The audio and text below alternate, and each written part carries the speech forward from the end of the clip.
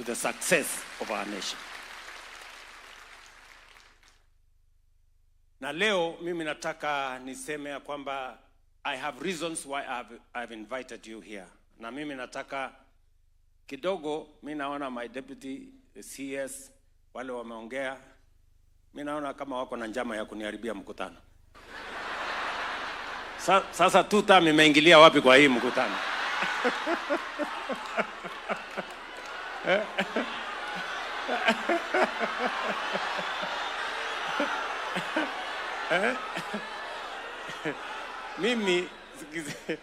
Mimi nimewaita hapa, si ndio? Sio kwa sababu ya siasa, hapana. Mimi nimewaita hapa kwa sababu nataka tuongee mambo ya Kenya na mambo ya elimu. Two things. Mnanielewa? Lakini as always, unajua we have a very interesting country.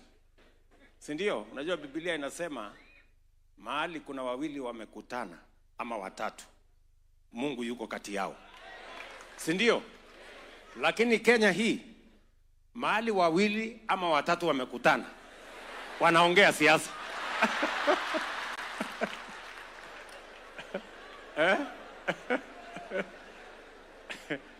So mimi nataka niseme hivi. Mimi najua mko na maneno. Si ndio? Ati mingi sana. Mko na maneno mingi sana. Na mimi pia niko na maneno. Ala. Kwani mnafikiri nyinyi mko na maneno na mimi sina? Hata mimi niko na maneno. Vile nyinyi mmekuwa mkinitafuta kwa maneno yenu, mimi pia nimekuwa nikiwatafuta kwa maneno ya Kenya. Sasa leo hapa tumekutana. Si ndio? Nyinyi mtasema yenu na nitawasikiza kwa makini. Na tafadhali mimi naomba nikisema yangu munisikize pia kwa makini. Si ndio? Sasa mimi nataka niwaongeleshe. First, you as citizens and professionals of the Republic of Kenya. That is the conversation I want to have with you. Number two, I want to talk to you about matters education in Kenya. And then number three, I want to listen to you through your officials on the matters that you want me and the government of Kenya to address. And then number three, I want to tell you about the future of Kenya. And number four, I want to respond. Number five, I want to respond to all the issues that you have come to tell me. Na mwisho, nitaketi chini, muniulize maswali. Si ndio? Munaona aje hiyo lesson plan?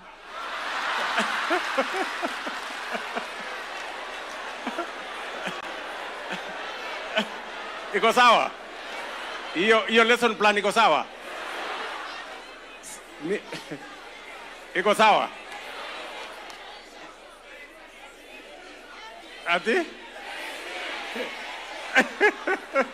Ati exceed expectation. Sasa sikizeni. Mimi niliambiwa na mwalimu, unajua kwanza nawaletea salamu kutoka my former girlfriend, ambaye ni roommate wangu, now my wife, ambaye ni mwalimu kama nyinyi. Amenikumbusha nilete salamu kwenu. Na alikuwa ananiambia lesson plan inaanza from the known.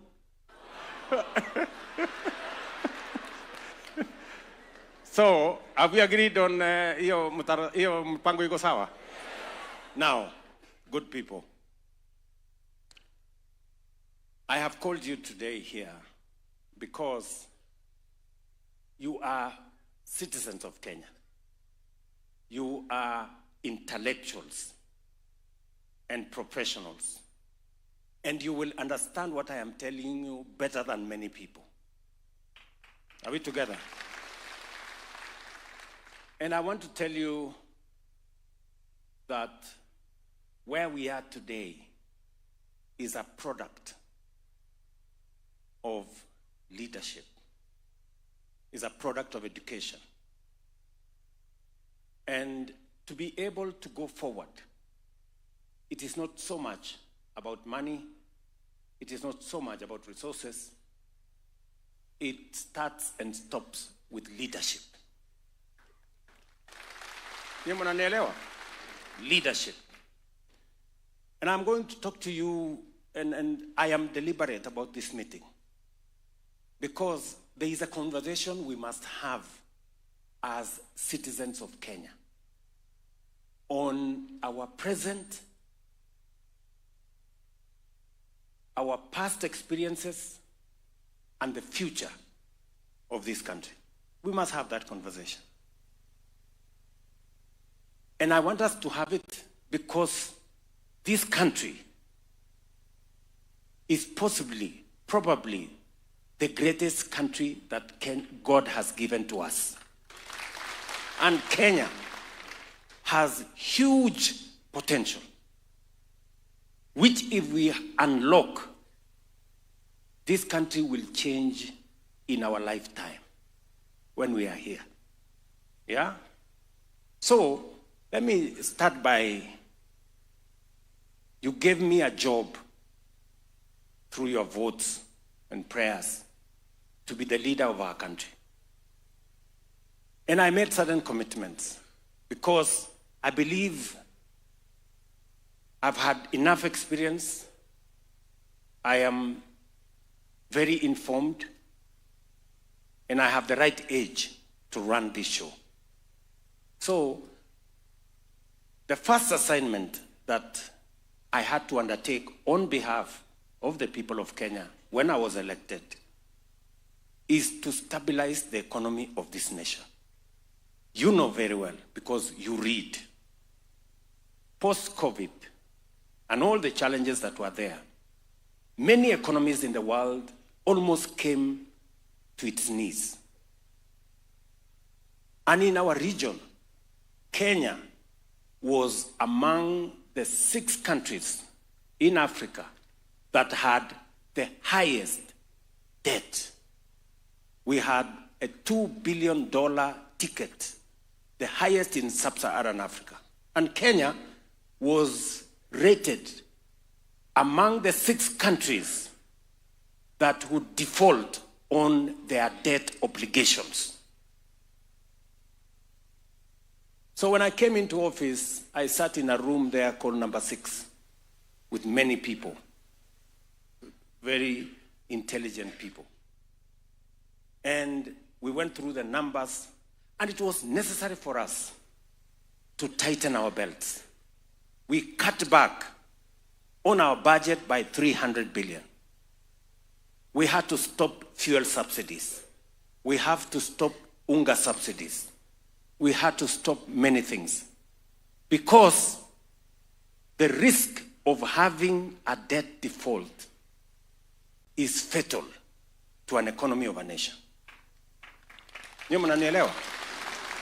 Inflation was at 9.6%. Our dollar reserves was $5.7 billion, only 2.5 months cover, import cover. Many oil marketers were looking for dollars from every bank and they could not find. Our exchange rate to the dollar had risen to 165, 167. So we had to take certain steps. And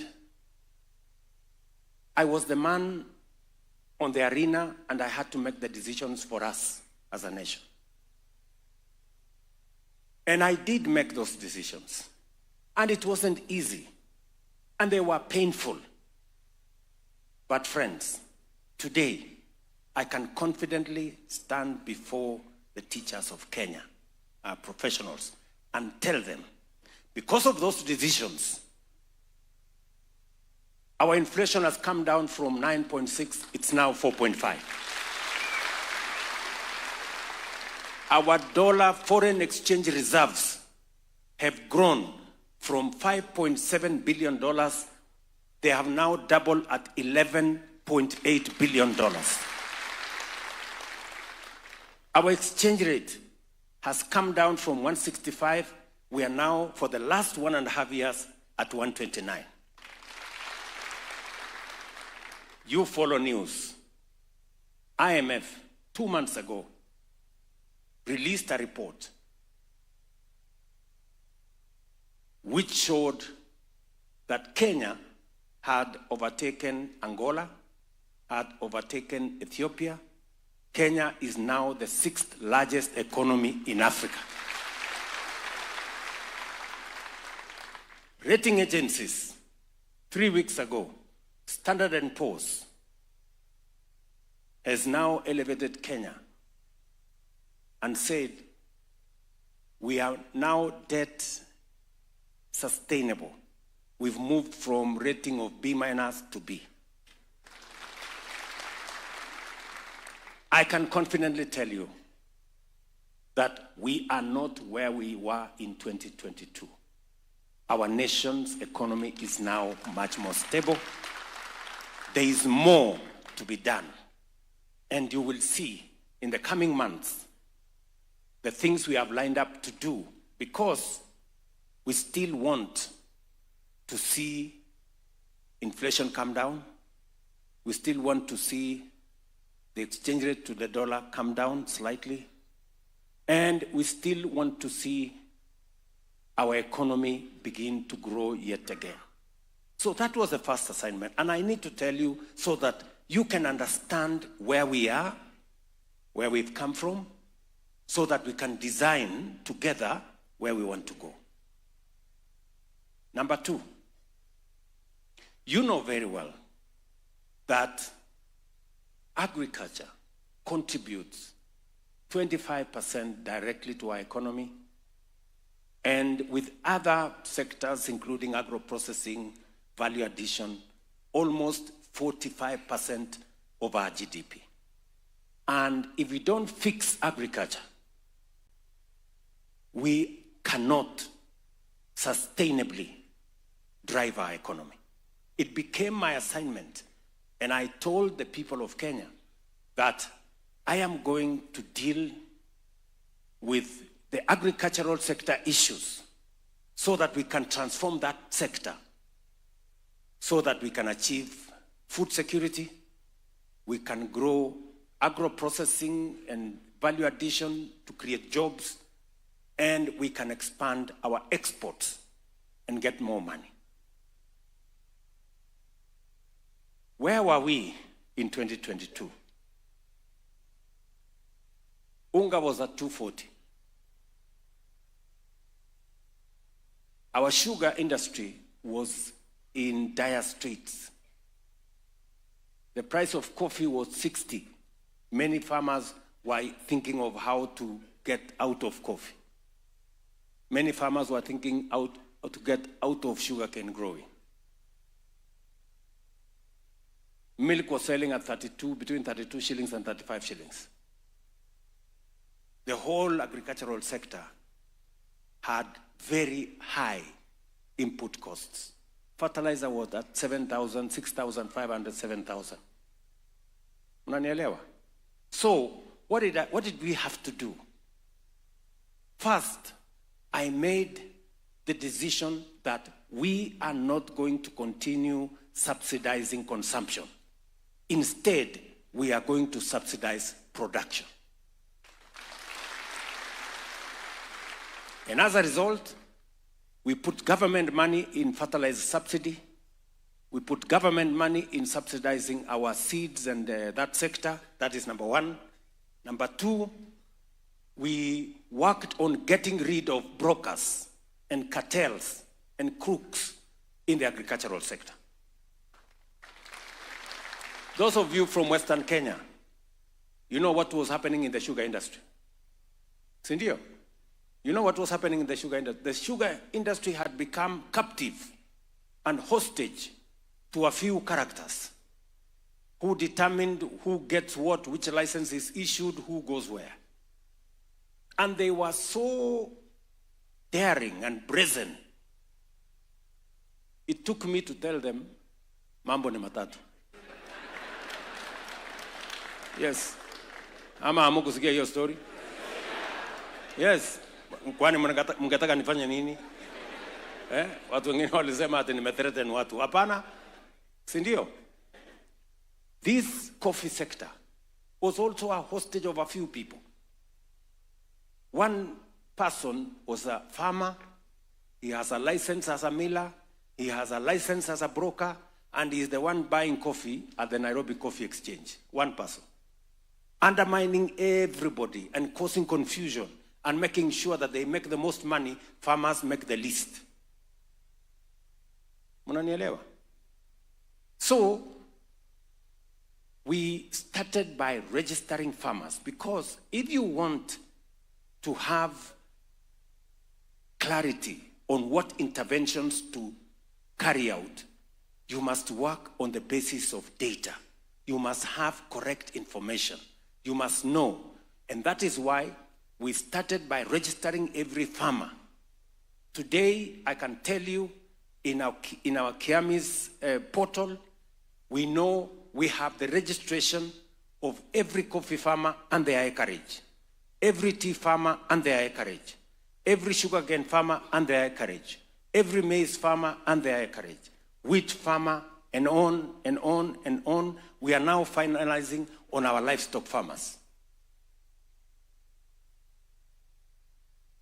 As a result, because we are now working on the basis of data, we reduced the price of fertilizer to 2,500.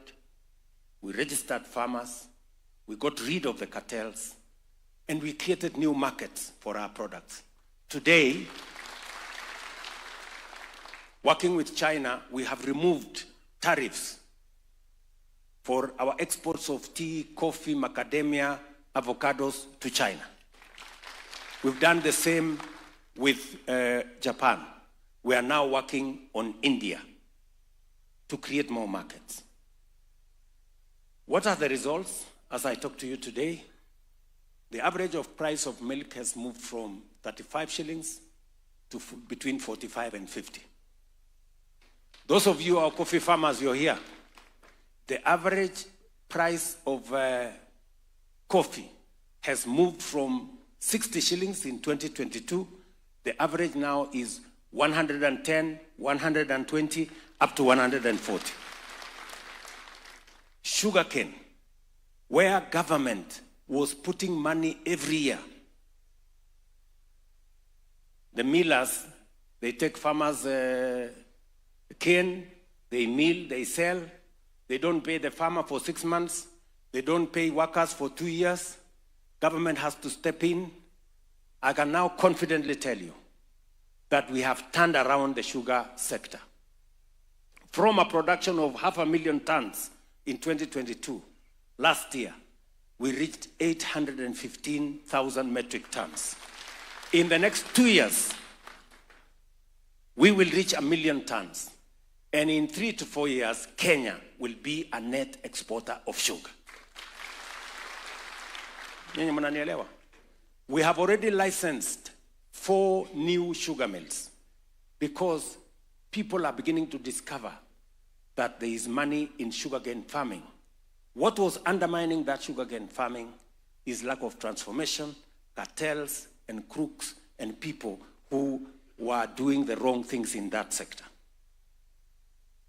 For the first time, we paid bonus to sugarcane farmers in Mumias. And I promise you, end of this year, we will do the same in Zoya, we will do the same in Chemelil, we will do the same in Moroni, we will do the same in Soni. We are not only turning around the sugarcane sector, farmers will make more money, and we will save as a country on foreign exchange, we don't have to import sugar. The net effect of our agricultural transformation is that maize farmers are making more money. You know, we raised the production of maize. Imagine we were importing a lot of maize into Kenya from all over the place. We were producing an average of 40 million bags. Last year, we produced 65 million bags.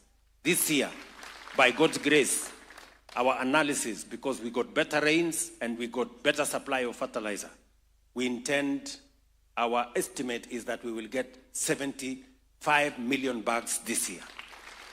What has happened? We have reduced by 70% imports of maize. We have reduced by 70% imports of sugar. And we have doubled our exports of dairy products. What am I saying? That sector is undergoing transformation. And I want to promise you that the 500 billion, imagine, 500 billion Kenya shillings we use every year to import food in the country. We've now cut it down from 500 billion to 300 billion. Our intention is that in the next 3 to 4 years, we will bring our import bill of food from that 500 billion, we are now at 300, we will bring it to zero. Because we can produce all our food in Kenya. We'll save on foreign exchange and we will put money in our farmers' pockets. Mnanielewa? Number 3, we agreed that we want to reform our education sector. You know, in 2022, citizens were not sure about CBC. In fact, as I campaigned in many parts of the country, parents, citizens were saying, let us abolish CBC. Ni kweli ama si kweli? Si ilikuwa namna hiyo? So my first assignment when I arrived here is to set up a presidential working party. Because if there is one thing we must never get wrong, is education. Because if we get it wrong in education, we fail as a country. That presidential working party worked with our manifesto. They looked at the areas, they listened to teachers, and I want to congratulate the teachers of Kenya.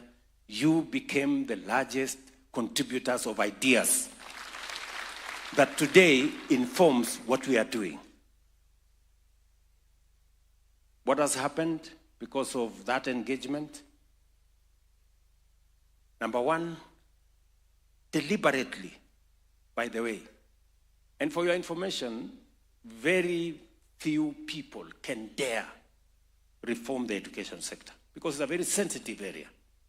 A friend of mine told me this education sector is very sensitive. Parents are very particular about their kids.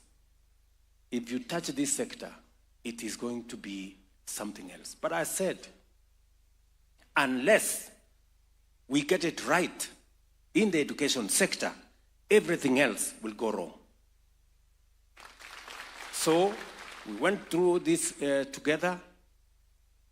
We can now tell you, and you are the masters in that field, CBC now has more clarity than it ever had.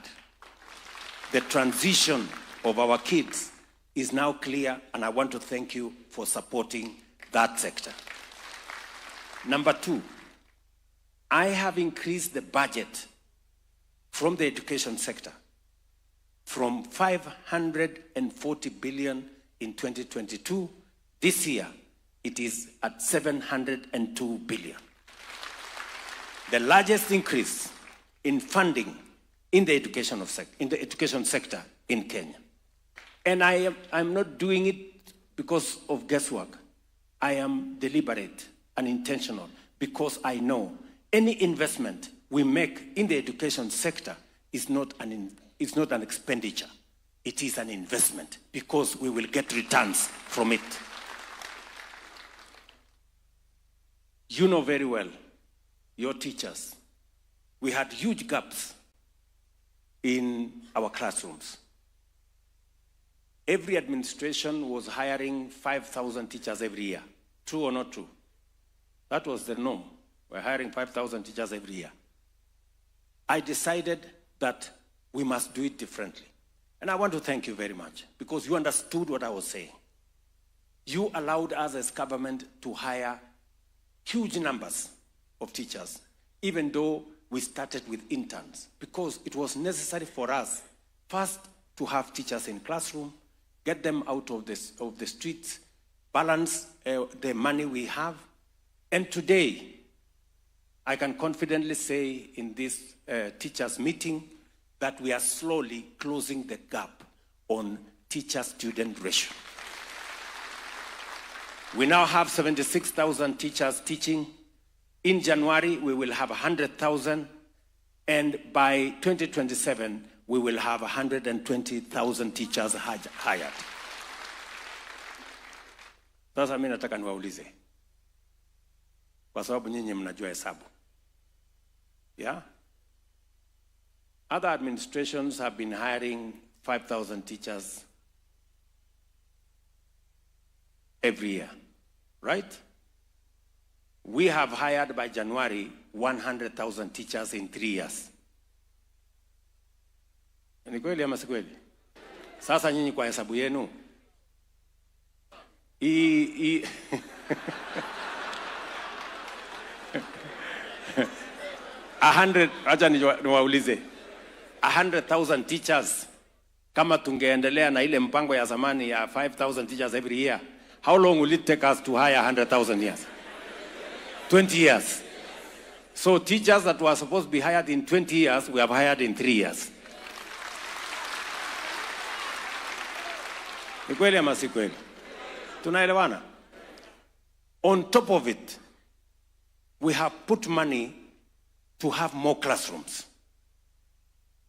We have now built in the last 3 years 23,000 classrooms. And I want to thank members of parliament who are here, the chair of the committee and all the committee members. They have worked with me to make sure that we provide resources through CDF and through government resources to to build more classrooms, because classrooms and teachers form the foundation of learning. Then we can input the rest of the things in between.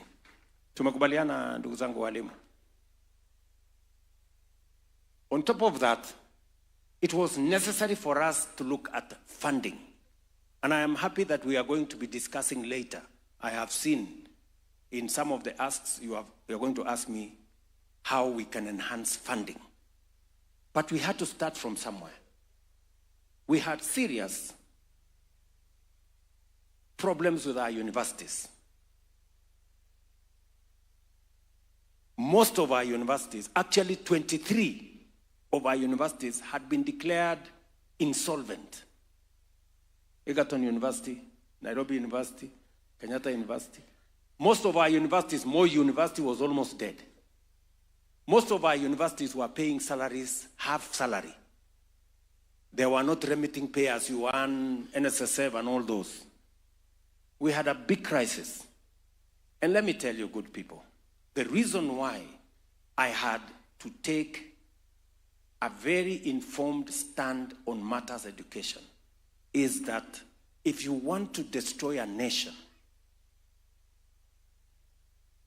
go to education and do the wrong things. Because for past so long, our universities were struggling.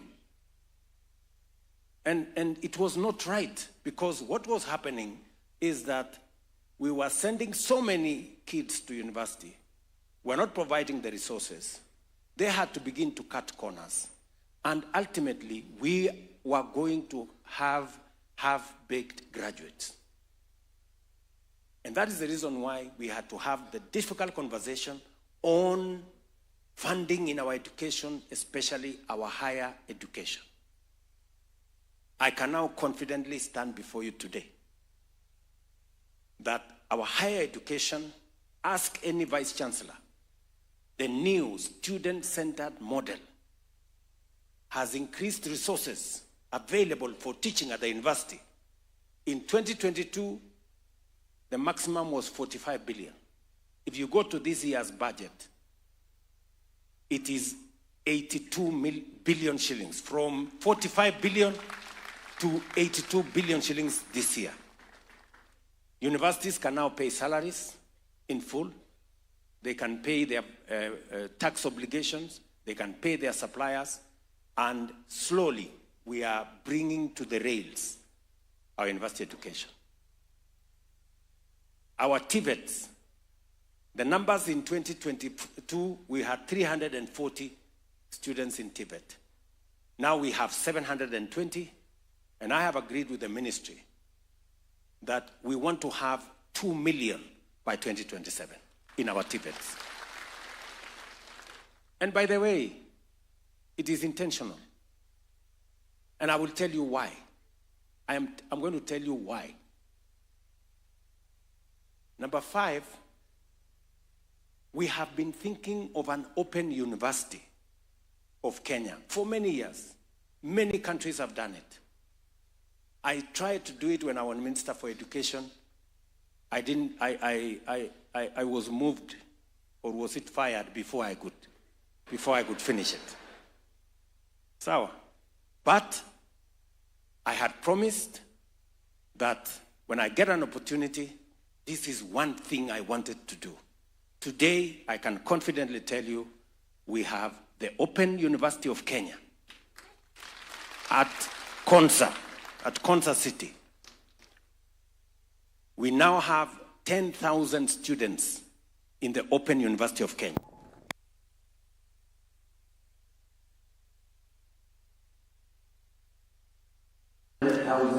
Students at the Open University of Kenya. In fact, it will be the largest university by end of this. That is what Catholic education. We must provide all pathways for us to open opportunities for citizens to learn.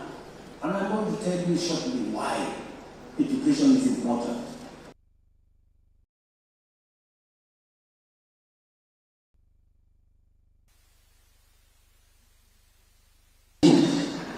If we have to move Kenya to the next level, education is at the center.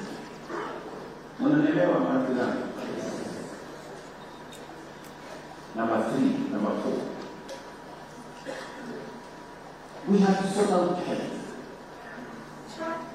You know for a very long time that many people sold their houses, their property, their livestock, their plots, around this center for matters health. Some decided to stay at home and die because they don't know how they will pay if they go to hospital. Many Kenyans died of illnesses that could be treated, but because there was no mechanism. And that is why we undertook to say, let us have a paradigm shift in the delivery of health in Kenya. And this is not a conversation that started last year. Universal health coverage was in the NAC manifesto. Professor Anyang' Nyong'o was Minister for Health. He tried, he did not succeed. Universal health coverage was in the Grand Coalition. Charity Ngilu tried, we did not succeed. Universal health coverage was in the Jubilee Manifesto. It was among the big 4. Our minister then, Cecily Kariuki, we tried, we did not succeed. Strangely, in the last election, universal health coverage was in the Kenya Kwanza Manifesto, and it was also in the Azimio Manifesto. Unanielewa?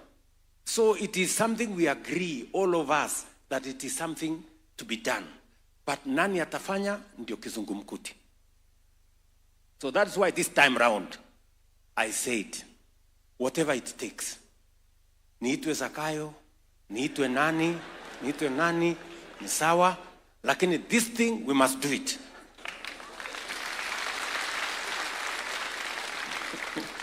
Mnanielewa, my friends? You know, I can never have a better meeting than this.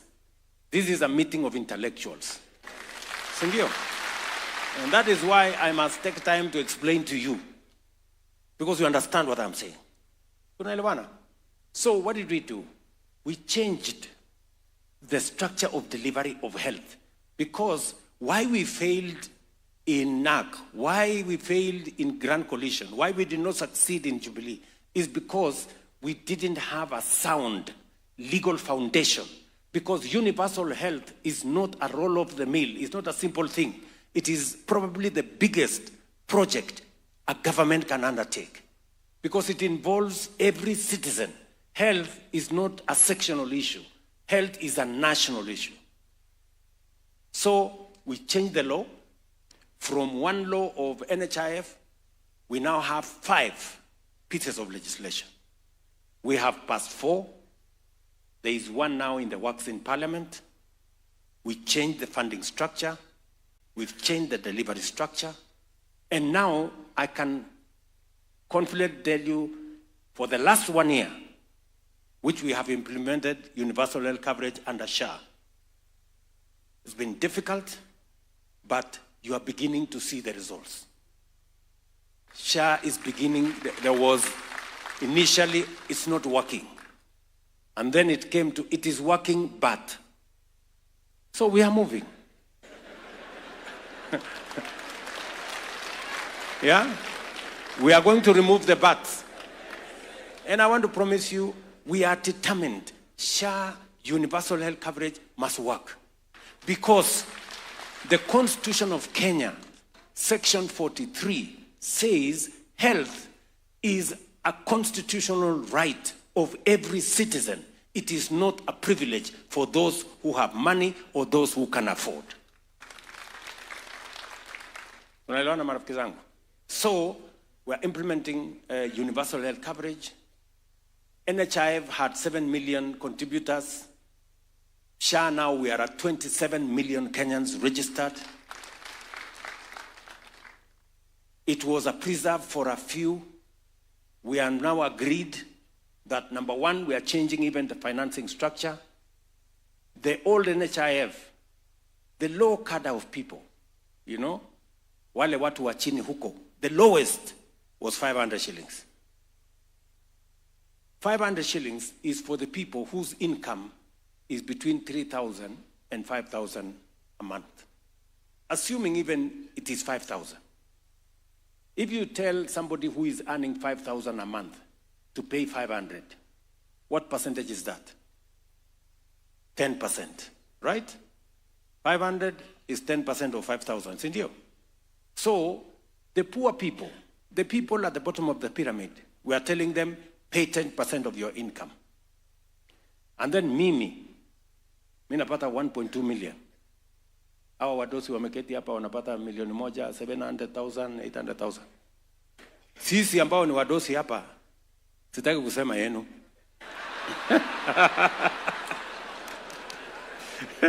Sindio? Sisi tulikuwa tunalipa 1,700. If you do a percentage of 1.2 million, 1,700, it is 0.01%.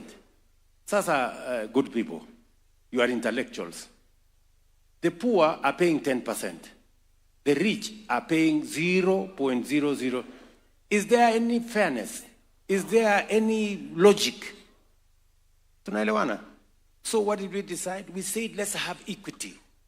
Let us be fair. Let us have a standard figure. Let everybody pay 2.75%. Mama mboga na wale wengine wateremuke from 10% wakuje 2.75%. Na sisi tutoke huko 0.0 sijui ngapi tukuje 2.75%. Tunaelewana? Now from 1,700 I used to pay, now I pay 40,000 every month. Mama mboga yake imeteremuka from 500, kuna wenye tutawalipia na kuna wenye watakuja 300. Now the base is 300. We're trying to create an element of fairness. Na hiyo ndio makelele mimi napigiwa kwa hii town.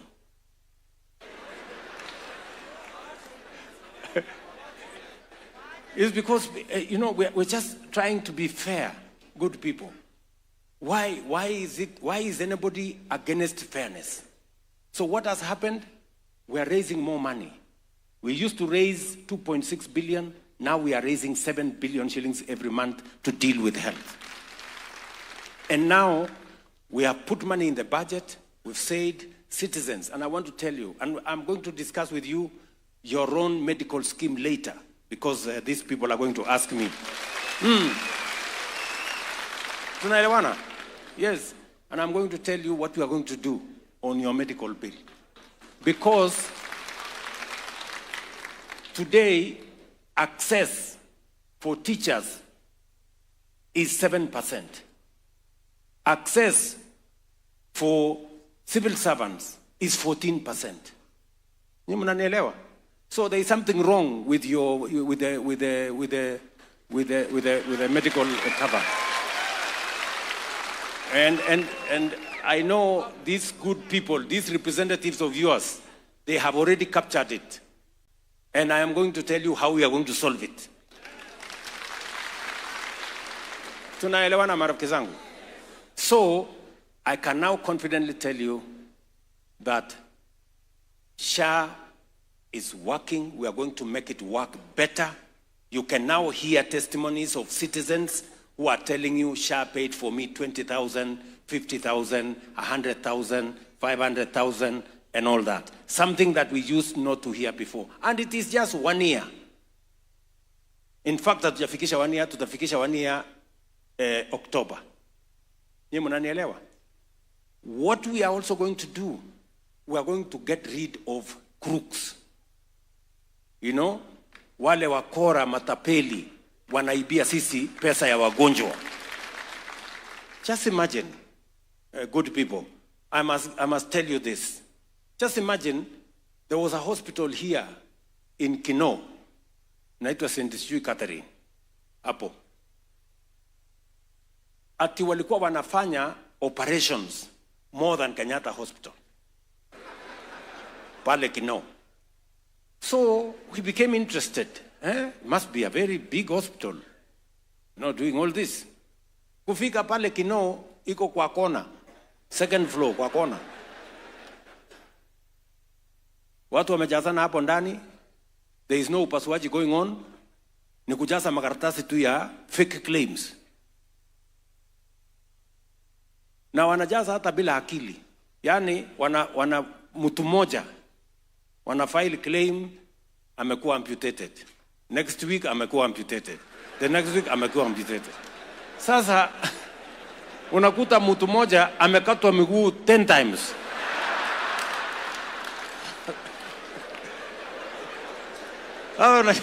Unashangaa kwani huyu mtu alikuwa na miguu ngapi?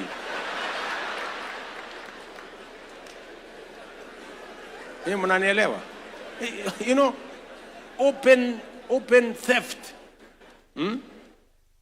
Kulikuwa na mwingine huko Eldoret. Ako na hospitali kubwa hapo. Lakini kwa hiyo hospitali there are more accountants than doctors. Sasa unajiuliza accountants wanafanya nini kwa hospitali? I thought we needed more people, more nurses, clinical officers. Fake claims. That is why when we were closing NHIF, there were debts of 32 billion. 32 billion madeni ya ukora. So tukawaambia, okay, we are ready to pay these debts. Leteni makaratasi tufanye verification. Waziri akagazette verification committee so that we can pay you your claims. Wakaenda kotini kusimamisha verification. What does that tell you? The claims are fake. Because if you genuinely have a claim, why don't you want it verified? Useme, I tweeted so and so, these are the numbers. Ndio huyo mtu nilitweet, ndio huyo nilifanya, ndio huyo nilifanya. So, what we have done now, admission is on a digital platform. Discharge is on a digital platform. We are now moving to biometrics. An ID is not going to be enough. Fika hospitali, weka kidole, tunajua huyu ni mtu fulani, endelea. Kwa sababu wengine hata wanachukua ID ya mtu amekufa anakuja kufanyia ukora. Tunaelewana jameni? Running Kenya is a difficult job, my friend. Unajua saa zingine watu wako na akili ni very difficult kurun kwa sababu wanapanga akili kitu mzuri na pia wanapangia akili mambo mengine ya kombo. Tunaelewana? So all I want to tell you is that we will deal with fraud, we will deal with fake claims. You saw an incident in Mumias juzi. Simuliona kwa magazeti sijui. Bishop moja amesimama hapo amesema hii watu ni bure kabisa. Hii sha kuna kitu. Karibu tunafunga hospitali. We cannot pay our workers.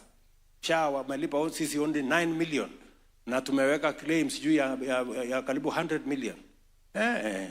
Nikaona sasa askofu ako na kola. Nikasema this must be serious. Nikapigia waziri. Niambia waziri umesikia maneno ya huyu askofu? Amesema Musalia amesema uongo, hakuna tujapatiwa pesa. Nikamwambia mniletee data. Aletewa data. Ndio hii cash transfer, electronic transfer ya pesa, bank ndio hii, nini ndio hii. Nikamwambia waziri please enda kwa hiyo hospitali Mumias. Tunataka kusaidia askofu. Pengine askofu wako na ukweli. Kufika Mumias, askofu amepatiwa, bwana askofu, ndio hii makaratasi. Siku fulani ulilipwa pesa fulani, mpaka tukaita bank manager wao. Bank manager ana confirm tulipata hii pesa. Ya hiyo hospitali inaitwa sijui St. Mary's. Tulipata 98 million. Ni mnanielewa? Askofu ndio huyo, I'm sorry. I was misled. Really? You know? Ni mnanielewa? Wenye kumwambia askofu hiyo story yote ni watu yake kwa hospitali wameiba from his own hospital. Ni mnanielewa marafiki zangu?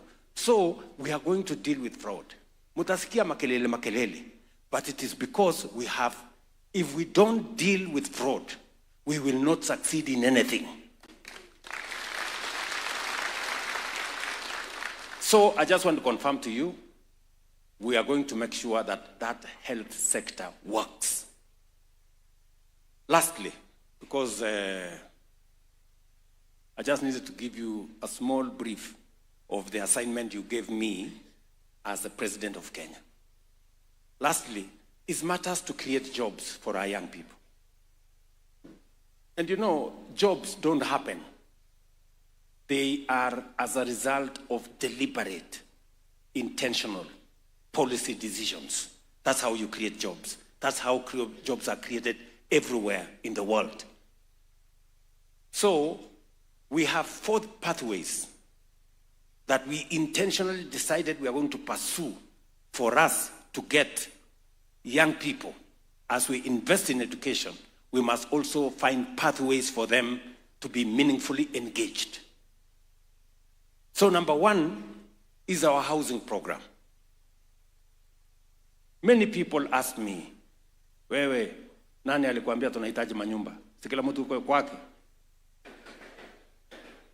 Simulisikia hiyo story.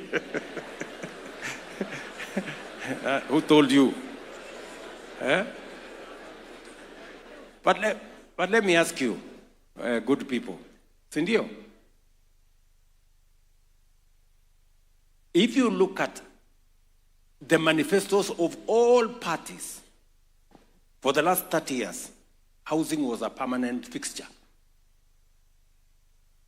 Housing, my friend, former Prime Minister, alianza the first slum upgrading during the Clan Coalition government hapa. Indio? Because housing was part of the plan then. Jubilee Manifesto, for those of you who are in Jubilee. Among the big 4, one of them was housing. In this last election, hii election imepita, manifesto ya Kenya Kwanza ilikuwa na housing.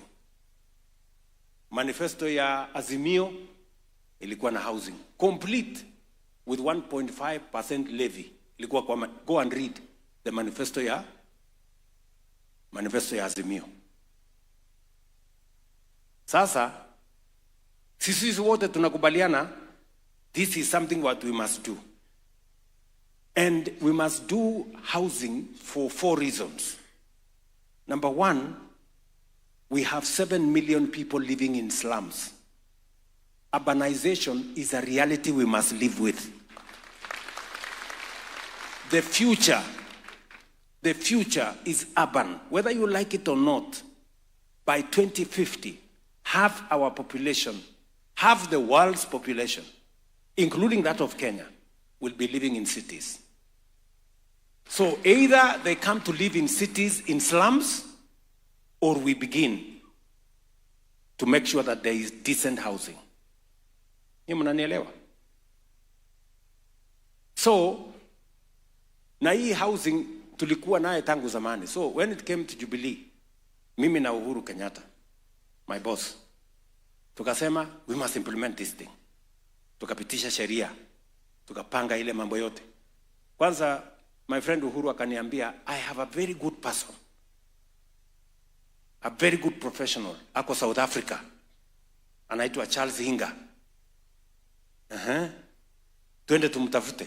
Tukaenda tukamtafuta huyu Hinga, tukamlete. Tukamfanya PS housing. Tukasukuma gurudumu, tukaenda bunge. Kila kitu iko tayari. Levi ikaanza, kelele ikaanza. Sasa kelele. Sasa one morning Uhuru akanipigia simu, William, kuja. Yes, Bwana President. Akaniambia, wewe, siwe uko na nyumba? Nikama Bwana President, mimi niko na nyumba. Sasa hii kelele yote hii tunapigiwa, hii ni ya nini? Kama watu wataki hii mambo ya housing wakwende, wacha hii kitu ipotee. Housing ikazamia hapo. Nyinyi mnanielewa? Shida, last election, manifesto ya Jubilee ya Kenya Kwanza, housing. Manifesto ya Azimio, housing. Si ndio? Si mimi nimekakuja nikasema, wacha ni hii kitu imetusumbua muda mrefu. Let me be the one to bail the cat. Si ndio? Housing ndio hiyo, tumepitisha, wabunge wamenisaidia wamepitisha, kila kitu iko tayari, levy ndio hiyo. Kelele. Zakayo, kotini, sijui wapi, maandamano. Lakini mimi nikasema, acha watu wanifanyie maandamano. What is the problem? We must do this thing. Kama namna gani, my friends? Si ndio? Because transformation is not easy. Transformation is not a walk in the park. Transformation is not necessarily popular. Ama tunakubaliana namna gani? So, nimekaa ngumu. Ndio hiyo housing take place. Kotini tumepelekwa, tunajaribu kukatakata kuona mko na makotini. Makesi mingi. Leo, friends, we are building 170,000 houses in Kenya. 400 markets are being built. 172,000 units of hostels in our universities, TVETs, and Kenya medical training centers are underway in Kenya. 320,000 young people are working. By end of this year, we will have 600,000 people working. By end of next year, we will have 1 million people working. Architects, quantity surveyors, engineers, plumbers, technicians, artisans, electricians, masons, what name them. The whole industry around cement production is up almost double. Steel production is up almost double. Transportation and everybody in between. Our economy today is recording strides because of affordable housing. Ni mnanielewa? Today they are feasible. I challenge you, those of you who live in Nairobi, go to Mukuru, go and see. Go to Kakamega. There is no town in Kenya today that affordable housing is not the largest estate. From Mandera, Kitui, Machakos, Nairobi, Kiambu, Embu, Nyeri, all the way. I was in Kisumu, I was in Homa Bay, go to Migori, go to, my friends. And what you are seeing today is just work of 1.5 years. Explain to me, in 10 years, in 20 years, I promise you, you will not recognize Kenya. Yes. Nyinyi mnanielewa? That is what is called transformation. Sasa nyinyi, kama ningepigiwa kelele, nifanyiwe maandamano, niwachane na hii program ya housing, how are we going to transform this nation? Explain to me. How are we going to change this nation? Tuendelee tu na ile mambo ya zamani? Niendelee tu kupigiwa makofi so that ni watu wafurahi? What is that? Mnanielewa? And I am talking to you this way because you are intellectuals, you understand what I am saying. You can see what I'm saying. Today, we are going to sign here an MOU so that teachers can get 20% of all the housing we are constructing in Kenya. Yes. Sijui kama tunaelewana. Tuko pamoja? Walimu. So, listen. That is how we change a nation. That is how you change a nation.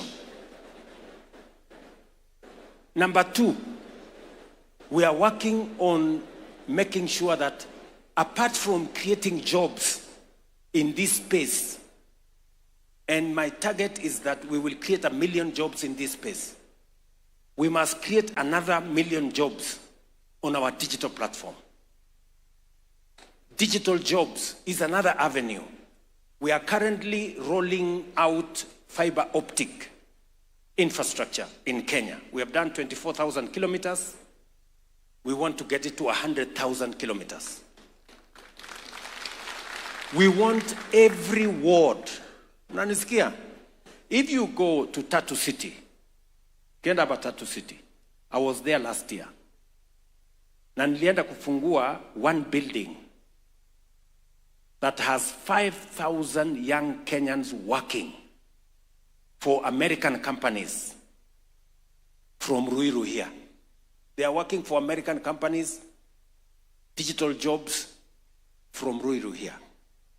We are rolling out fiber optic because we want an ICT hub in every ward in the Republic of Kenya. And I will tell you, that is what it is. We want to roll out. We can also create 1 million jobs already from places like Tatu City and all the ICT hubs and the Jitume hubs. We have already 180,000 young people monetizing their talent, earning money in the digital space. We want to create 1 million of those young people in the digital space. Number 3, because of teachers and because of our teaching, we have the best human capital anywhere in the world. Foreign companies, if you give them a choice between hiring a Kenyan and hiring any other person, they will want to hire a Kenyan. Why? We speak good English. Kenyans require very little supervision. You know? This is information foreign companies are telling us. We have the right work ethic. Wakenya ni watu wa kujituma.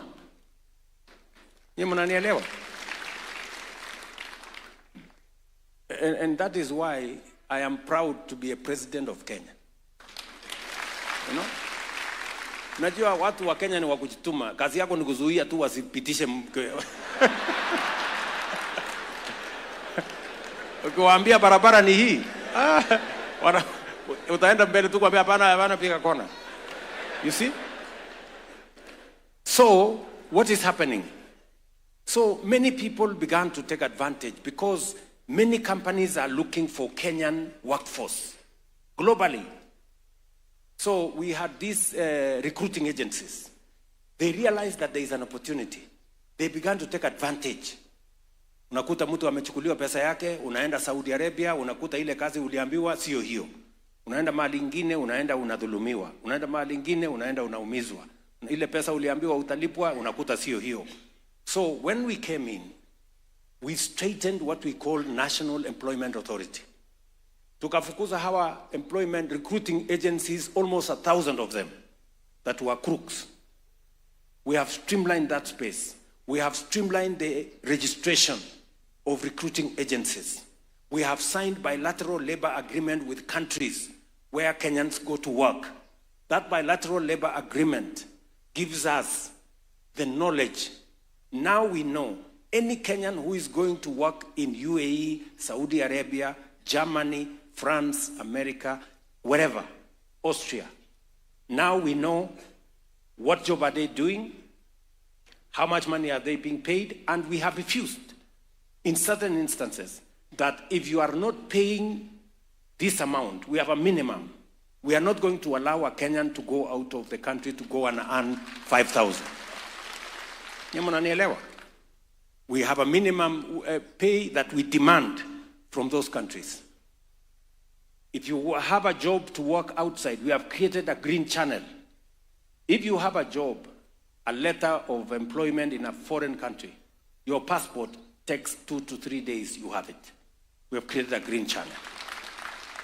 As a result, because you have heard me keep talking about export of labor or labor mobility, Africa is going to provide the largest workforce globally by 2050. Because other countries have aging populations. So between 2023 and today, 2 years, 430,000 Kenyans are working abroad. Every month, we send between 7,000 and 8,000 Kenyans every month. We know their names. We know where they're going to work. We know how much money they're going to earn. And we know when they get into trouble how to get them back home. I told you, jobs are as a result of deliberate government policy. They don't just happen. We have to organize policy and direct resources in the right place. Today, those who cannot afford to pay a ticket through National Youth Development Fund, we can now advance them money, which they pay within 6 months, for them to buy tickets, them to pay whatever they want to pay, go work abroad, send us money, grow the country. What has happened? We have increased foreign remittance by $1 billion. It was $4 billion in 2022. This year, it was $4.9 billion US.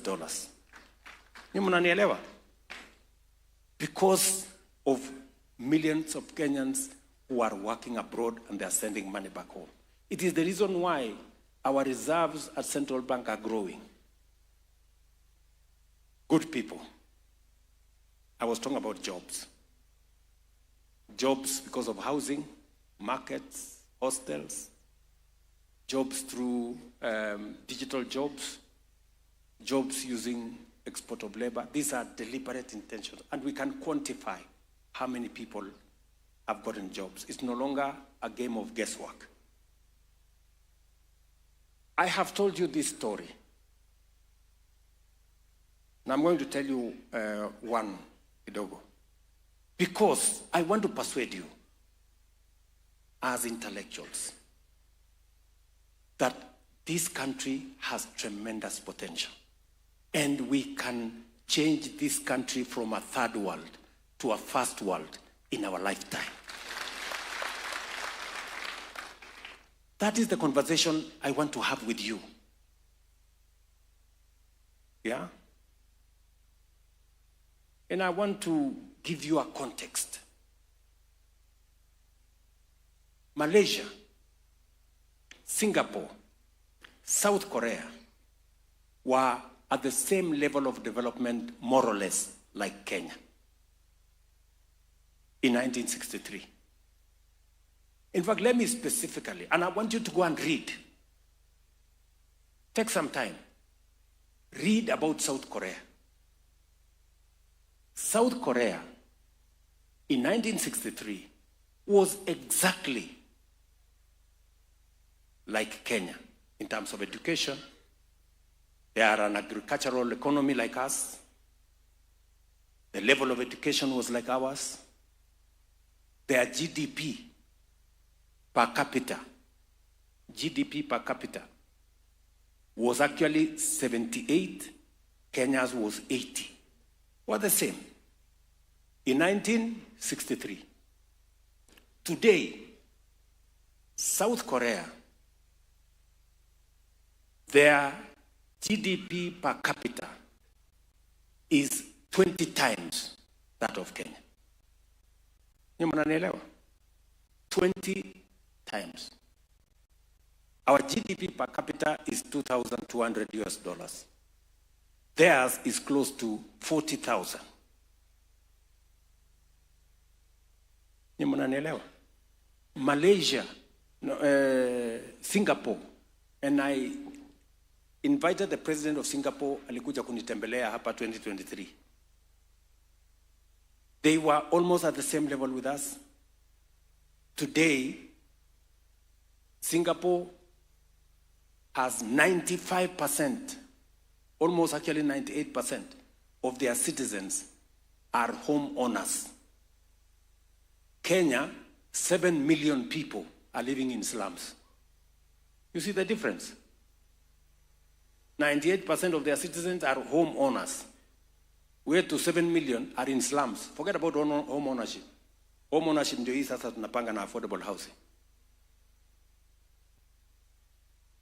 Singapore was a slum like Kibera yetu hii. Watu walikuwa wanapika pombe, wako na nguruwe hapo, wako na kuku mbili. If you see the pictures, if you see the pictures, Singapore, it is exactly Kibera. Today, Singapore is in the first world. Their GDP per capita is 156,000. Yetu ni 2,200. Ni mnanielewa? What is the difference? Leadership only, nothing else. Leadership ndio imeleta hiyo difference. And I'm talking to leaders here today, you. Mnanielewa? I'm talking to you as leaders. We can change this country.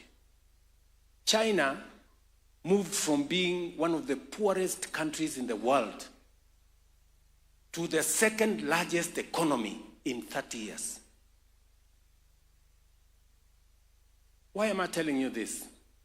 I am trying to persuade you that it is doable. It is doable. You are the intellectual community of Kenya. If Kenya is going to change, you are the agents of that change. My friends, teachers, this is the reason I called you here today. Because we, as the leaders, we are the ones standing between Kenya, between today and Kenya being a first world country. We are the reason. Whatever it is that we do will determine whether Kenya becomes first world or Kenya continues to be a third world.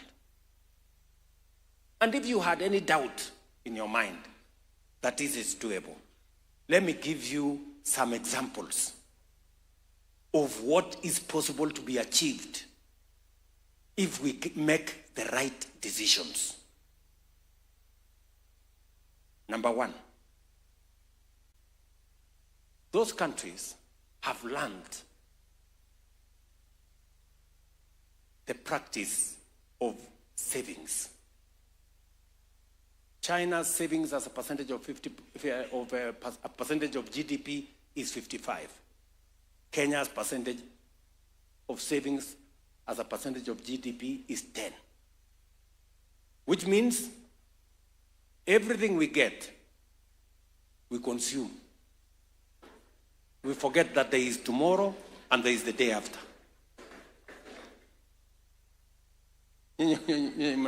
Munanielewa? It is so bad that we tried in 2016 with my friend Uhuru Kenyatta. We said we must change this because we are embarrassed. Even our neighbors, just imagine, good people, Uganda is half our economy. Sindio? Uganda is half of the economy of Kenya. But they have 3 times, maybe 4 times, a bigger national security fund than Kenya. Why? Because for 40 years, tumekuwa tukicontribute shilingi 200 kwa NSSF, 200 shillings. Mtu ana earn 50,000, 200 shillings. Mtu ana earn 100,000, 200 shillings. Mtu ana earn 200 shillings. Na contribute 200, employer ana contribute 200. Uganda, 20 years ago, they changed the law. Employee 10%, employer 5%. Tanzania, they changed the law. Employee 8%, employer 7%.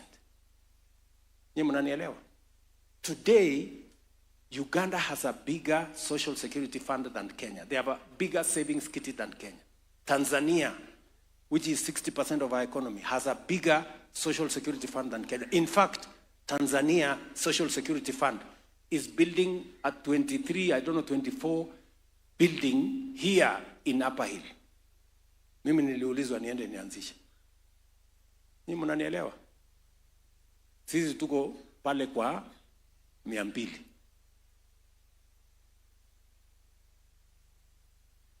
That is why when I came into office, unajua tulipitisha sheria because we had said let every employee contribute 6%. Let the employer contribute 6%. And all that money becomes the money of the employee. We passed the law in 2016. Rafiki yetu Atwoli akatupeleka kotini. Ikakwama kotini. Ikakaa huko kotini, left, right and center. Wakati siku karibu tumkamate, akafanya njama, unajua ni mtu mwerevu. Akakuwa rafiki ya Uhuru Kenyatta. Sasa kutafuta njia kwa ngumu. Akakaa hapo. Sasa Mungu ni nani? Si mimi nimekuwa rais? My friend, sikuchelewa. 2 weeks nikaita Atwoli, hebu kuja. Tukaketi chini na yeye, habari mzee, namna hiyo mzuri, Sasa wewe hii kesi iko kotini. Unataka tuendelee ku 200 for how long? Do you know the damage we are doing to ourselves? Other countries are making progress. Sisi tunaenda kukopa pesa China because we have refused to save our own money. Ni mnanielewa? Atwoli akawa mzee mungwana, akanisikiza, akaniambia nimekubali. Kesi ikatoka kotini. Kila mtu sasa analipa 6% NSSF. Employers wenu wanalipa 6%. Do you know what? Let me give you the statistics now. From independence to 2013, we had raised 320 billion. From independence to 2023, not 2013. And I want you to mark the numbers. From independence to 2023, we had raised 320 billion. In the last 2 years, we have raised another 320 billion. We have doubled our 60 years of savings in just 2 years. By end of next year, actually by 2027, we will have 1 trillion shillings at NSSF. Tell me what is going to happen in 5 years. Tell me what is going to happen in 10 years. Tell me what's going to happen in 20 years. The net effect, we will not be borrowing money from China. We will be borrowing our own money, doing roads, doing water, paying our own people, growing our own economy. What am I trying to tell you? I'm trying to tell you it is possible. You know, kuna mtu amekufa hapa kwa sababu amecontribute 6% to NSSF. Many of you even are not aware I am the one telling you. Munanielewa? That is how you change a country. Look at what we have done in housing. I'm just giving you, let me give you 3 examples. Why I believe we can move this country from a third world to a first world in our lifetime. What have we done in NSSF? I've just given you the numbers. Look at what we have done in housing. Today, we have issued contracts for markets, for hostels, for housing, worth 600 billion. 600 billion. Not money borrowed from anybody. Our own resources. That whole housing thing you see, not a single shilling has been borrowed from anywhere. If you had asked me to go and look for 600 billion shillings to come and do housing, ningetembea na magoti in all the towns and all the cities, and I would not get it. Taenda Marekani, wende NSSF, wende ile ingine inaitwa ni IMF, wende ingine inaitwa World Bank, you will not get it. But look at what our own resources, from our own money, look at what we can do. Look at what we have done in health. Do you know how much health, how much money has been made available in health? From our own contributions in SHA, we're going to have something like 90 billion every year. From our own resources in equipment, we have mobilized, we have designed innovative, creative mechanism of delivery of equipment. We are now taking equipment to hospitals worth 200 billion shillings. Not equipment we are paid for, equipment we have structured, how they are going to deploy their own equipment, we pay them for service, and we make sure that we deliver health. So we are mobilizing close to 300 billion shillings, using our own money, using our own intellectual capacity to deploy and to provide health to our citizens. Look at what we have done in education. Look at what we have done in roads. Today, we are moving all the road contractors that had stalled back to the roads. Why? Because we used our own creativity. With these members of parliament, we securitized some of the revenues we had. We raised 175 billion. We are on the road raising another 120 billion. We will have 300 billion shillings to do roads in Kenya. Money we have not borrowed from IMF or World Bank, our own resources. Good people, I am telling you, it is possible for us to change this country in our lifetime. And I want to persuade you, and this is the reason why I called you, as intellectuals, I want to persuade you that we agree that we can change, we move Kenya from third world to first world in the next 30 years. Nyinyi mnanielewa? If Korea, South Korea could do it, we can do it. If Singapore could do it, we can do it. And we have demonstrated, I have shown you that it is possible. Hii makelele tulikuwa tunapigiana hapa na maandamano, You can see the results in housing. You can see the results in education. Why are we hiring 100,000 teachers? Other administrations did not. Why are we deploying universal health coverage when it was difficult the other day? Why are we rolling out housing when it was difficult the other day? Why are we transforming our social security savings, doubling in 2 years when it was not possible the other day? I just want to persuade you, it is not about William Ruto. It is about Kenya and us and changing our country for the sake of this generation and the generations to come. Friends, marafiki, sijui kama mmenielewa. Mmenielewa? Na hii sio siasa. Forget about politics. Politics is small, hiyo ni maneno kidogo. We have a whole country to think about. We have the future of our nation to think about. We can stop, you know, we be able to everybody, you know. And I can tell you 3 things are important: leadership, education, and we must stop corruption. Kenya will change in our lifetime. And I have every intention to do my bit. I'm asking you to do yours. I'm asking you to help me. Let us work together for us to change Kenya. Sijui kama tumeelewana, my friends. Mimi nawaomba kwa unyenyekevu.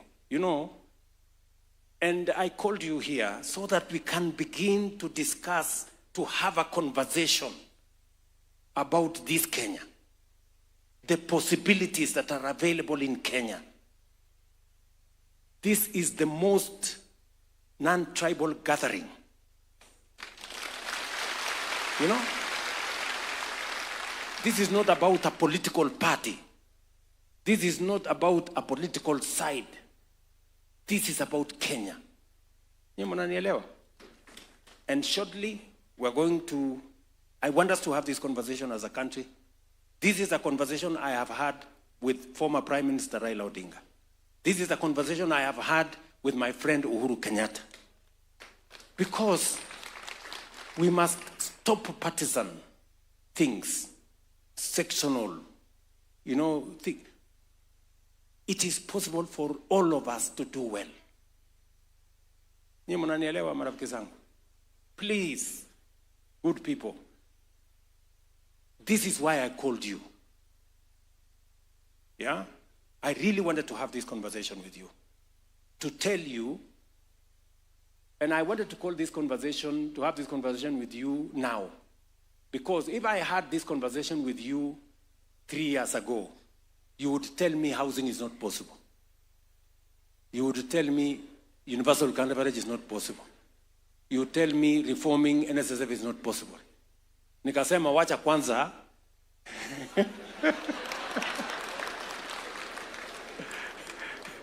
nianze na makelele na nini na maandamano, lakini ili nikiwaita, you are witnesses of what is happening.